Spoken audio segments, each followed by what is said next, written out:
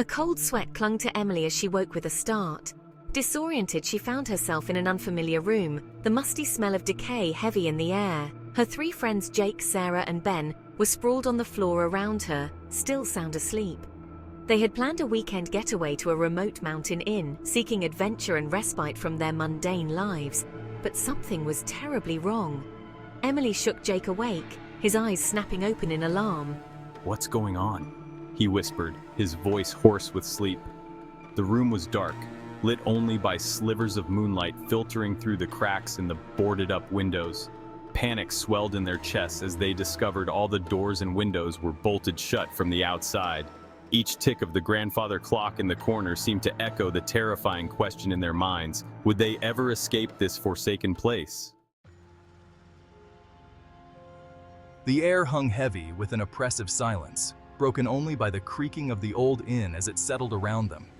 The friends fanned out, their footsteps echoing on the wooden floorboards, searching for any sign of life or a way out. Each room they explored was more unsettling than the last, filled with decaying furniture and the remnants of forgotten lives. As they moved deeper into the inn, they began to hear things.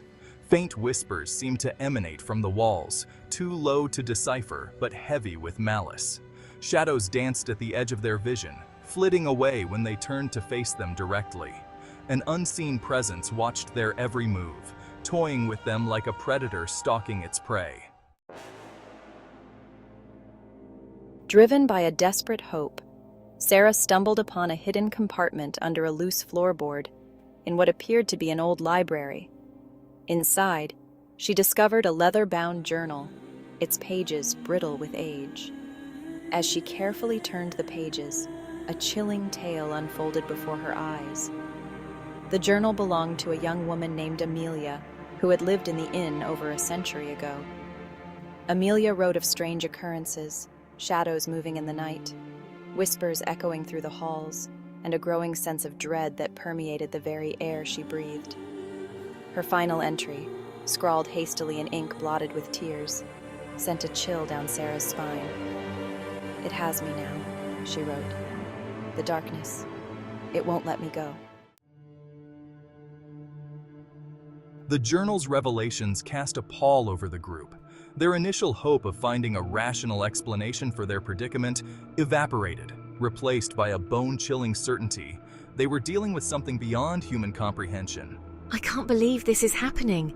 It's like we're stuck in some sort of nightmare. Whispers morphed into disembodied voices, calling their names, beckoning them deeper into the inn's labyrinthine corridors. "Did you hear that?" It sounded like someone calling my name. The shadows that had danced at the edge of their vision now took on more defined shapes, resembling human figures wreathed in darkness. "Look over there, do you see that? It's like a figure in the shadows." One evening, as they huddled around a flickering lantern, they witnessed the apparition of a young woman in a white gown, her face pale and drawn, her eyes filled with an unbearable sadness. "Is that Amelia?" We need to get out of here, she's warning us. Desperate to escape the growing horror, the friends pooled their resources, searching for any weakness in the inn's defenses. "Let's try the windows again. Maybe we missed something." They tried prying open the boarded-up windows, but the wood was thick and rotted, crumbling under their desperate attempts. They searched for a hidden passage, a secret way out, but the inn seemed to twist and turn upon itself, leading them in circles. This place is like a maze. Every hallway looks the same. Ben, the most pragmatic of the group, attempted to pick the locks on the doors, but they were ancient and complex, resisting his every effort. Each failed escape attempt chipped away at their dwindling hope. These locks, they're impossible. We're never getting out of here. Just when they thought their situation couldn't get any worse, they discovered that the layout of the inn was changing. It's like the inn is alive and it's playing with us. As their hope dwindled, a bone-chilling realization settled over them. They were not meant to leave this place. The inn had chosen them, just as it had chosen Amelia and countless others before them. We're never getting out of here, are we? Their presence had awakened a malevolent entity, and now it would not rest until it had claimed their souls. The air grew colder, the shadows deeper, and the silence more oppressive. A low hum began to vibrate through the floorboards, growing louder with each passing moment.